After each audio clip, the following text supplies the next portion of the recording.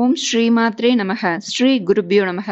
அனைவருக்கும் நமஸ்காரம். இன்று வெள்ளிக்கிழமை நாம் சகல சௌபாகியங்களையும் தரவல்ல திரிபுரா ரகசியத்தில் மாதா லலிதா திரிபுர சுந்தரியை போற்றும் சௌபாகிய அஷ்டோத்திர சதநாம ஸ்தோத்திரம் பாராயணம் செய்யலாம். இதுல பலஸ்ருதியில என்ன சொல்லப்பட்டிருக்குன்னா, இந்த 108 நாமங்களும் மிகவும் ரகசியமான நாமங்கள், மூவுலகிலும் மிகவும் அரிதான துதி, சிவருமானே தினமும் ஜபிக்கும் அற்புதமான துதி இது. இந்த மந்திரத்தை தினமும் 3 முறை சொல்பவர் பூமியில் இருக்கும் வரை கஷ்டம் என்பதே அவர்களுக்கு இருக்காத அனைத்தையும் எளிதில் அடைவர். ஸ்ரீவித்யா உபாசனை செய்வோர் கட்டாயம் சொல்லும் அற்புத துதி இது. இதை ஒரு முறை சொன்னால் உங்களுக்கு ஆச்சரியப்படும் அளவில் எல்லாமே நன்மையாகவே நடக்க துவங்கும். வேறு எந்த செயலும் நஷ்டமடையாது. இதை சொல்வோர் எப்படிப்பட்டவராக இருந்தாலும் அவர் எல்லா வகையிலும் நன்மைகள் பல பெற்று இறுதியில் அவர் நீண்ட காலம் ஸ்ரீபுர நகரத்தில் வசிப்பான். அன்னை லலிதை மகிழ்ந்து அவரது விருப்பங்களை நிறைவேற்றுவாள். அன்னையின் 1000 நாமங்களை சொல்ல முடியாதோரும் இதை அவசியம் பாராயணம் செய்யலாம். இறைவனின் 1000 நாமங்களை சொல்பவர்களுக்கு 100 மடங்கு பலன் கிடைக்கும். அன்னையை நினைத்து செவ்வரளி வைத்து இந்த மந்திரத்தை 1000 முறை சொல்ல அவர்களுக்கு எதிரிகளே இருக்க மாட்டார்கள். உலகமே அவர்களுக்கு வசப்படுமாம் அப்படின்னு பலஸ்ருதியில சொல்லப்பட்டிருக்கு. இதை தினமுமோ அல்லது செவ்வாய் வெள்ளிக்கிழமை பண்டிகை தினங்களில் பாராயணம் செய்து பெண்களுக்கு தாம்பூலம் தருவதும் பிராமணர்களுக்கு சுமங்கலிகளுக்கு அன்னம் இடுவதும் விசேஷ பலன் தரும்னு இதோட பலஸ்ருதி சொல்றது. மிகவும் அற்புதமான அரிதான பலன் தரும் ஸ்துதி இது. இதை இந்த தினத்தில் பாராயணம் செய்து பலன் பெறுவோம். சகல சௌபாகியங்களையும் தரவல்ல சௌபாகிய அஷ்டோத்திர சதநாம ஸ்தோத்திரம். ஓம் ஸ்ரீ கணேசாய நமஹ.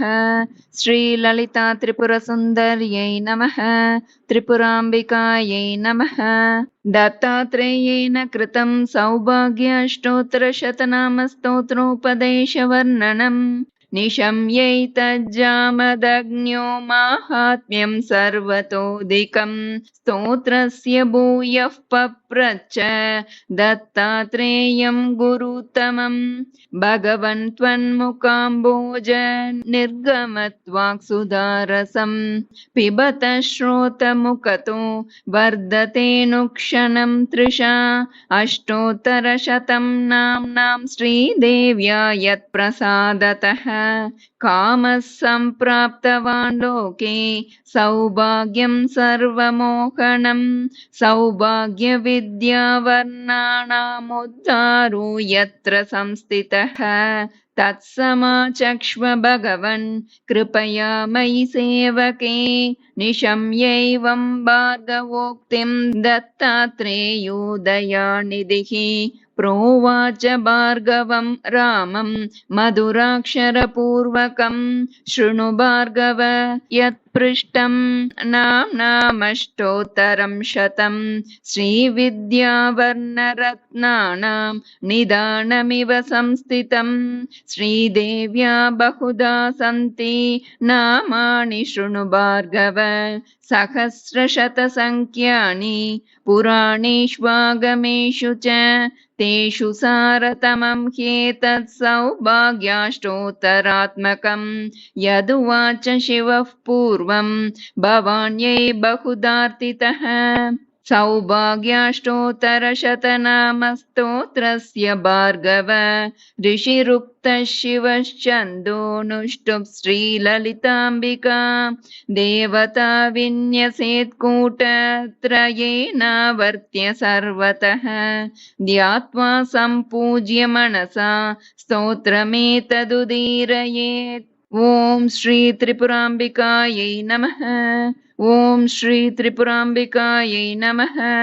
कामेश्वरी कामशक्ति कामसौभाग्यदायिनी कामरूपा कामकला कामिनी कमलासना कमला कल्पनाहीना कमनीय कलावती कमला भारती सेव्या कल्पिता शेष संस्कृतिः अनुत्तरा नगानन्ताद्भुत रूपानलोद्भवा अतिलोक चरित्राति सुन्दर्यति शुभप्रदा अगहन्त्र्यति विस्तारार्चनतुष्टामितप्रभा एकरूपैकवीरैक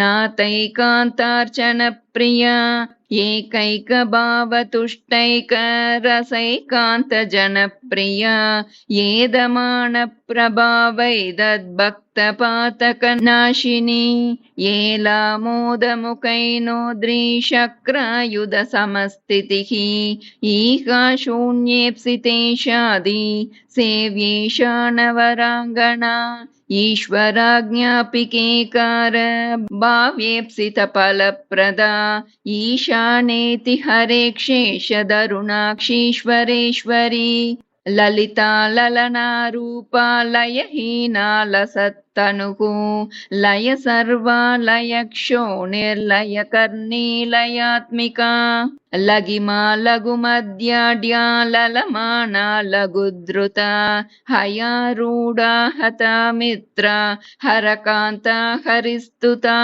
हयग्रीवेष्टदा काला प्रिया हर्षसमुद्दता हर्षणा हल्लका भाङ्गी हस्त्यन्तैश्वर्यदायिनी हलहस्तार्चितपदा हविर्दानप्रसादिनी राम रामार्चिता राज्ञी रम्या रवमयी रतिः रक्षिणी रमणीराकारमणी मण्डलप्रिया रक्षिता किल लोकेशा रक्षो गणनिषूदिनी अम्बान्तकारिण्यम्बोजप्रियान्तकभयङ्करी अम्बुरूपाम्बुजकराम्बुजजातवरप्रदा अन्तपूजा प्रियान्तस्वरूपिण्यन्तर्वचोमयी अन्तकारातिवामाकस्थितान्तः सुखरूपिणी सर्वज्ञा सर्वगासार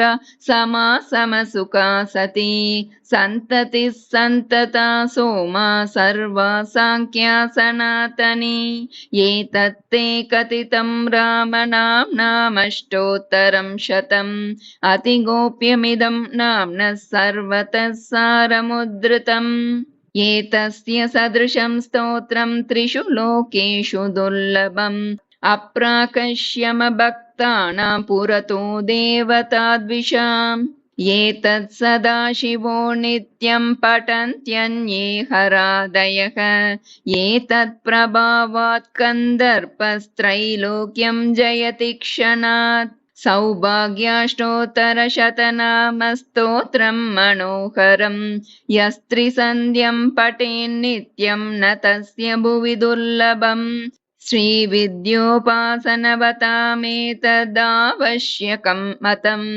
सकृदेतत् प्रपठतां नान्यत् कर्म विलुप्यते अपठित्वा स्तोत्रमिदं नित्यं नैमित्तिकं कृतं व्यर्थी भवति नग्नेन कृतं कर्म यथा तथा सहस्रनाम पाठादावशक्तस्त्वेतदीरयेत् सहस्रनाम पाठस्य फलं शतगुणं भवेत् सहस्रदा पठित्वा तु वीक्षणान्नाशयेद्रिपून् करवीररक्तपुष्पैर्हुत्वा लोकान् वशं नयेत् स्तम्भे यत् श्वेतकुसुमैर्नीलैरुच्चाटयेद्रिपून् मरिचैर्विद्वेषणाय लवङ्गैर्व्याधिनाशने सुवासिनीर्ब्राह्मणान् वा भोजयेद्यस्तु नामभिः यश्च पुष्पैः फलैर्वापि पूजयेत् प्रतिनामभिः चक्रराजेतवान् यत्र सवेत् श्रीपुरे चिरं यः सदा वर्तयन्नास्ते नामाष्टशतमुत्तमम् तस्य श्रीललिता राज्ञी प्रसन्ना वाञ्छितप्रदा इति श्रीत्रिपुरारहस्ये माहात्म्यखण्डे षड्विंशोऽध्याये दत्तात्रेयप्रोक्तसौभाग्यस्तोत्र शतनामस्तोत्रं सम्पूर्णं। श्रीगुरुभ्यो नमः। இது மிக மிக சக்தி வாய்ந்த ஸ்தோத்திரம். தினமும் பாராயணம் செய்வது விசேஷ பலன் தரும். அப்படி சொல்வோர் ஸ்தோத்திரத்தை முழுமையாகவும் பாராயணம் செய்யலாம். அல்லது இந்த திரிபுராம்பிகாயை நமக என்பதிலிருந்து உள்ள நாமங்களை பலஸ்ருதி விட்டு அதை மட்டும் சொல்லலாம். தவறில்லை, பலன் உண்டு. ரகசியத்தில் ரகசியமான கைமேல் பலன் தரும் இந்த அற்புதமான ஸ்துதியை அனைவரும் பாராயணம் செய்து அம்பிகையின் அருளுக்கு பாத்திரமாவோம். நல்லதே நடக்கும். நமஸ்காரம்.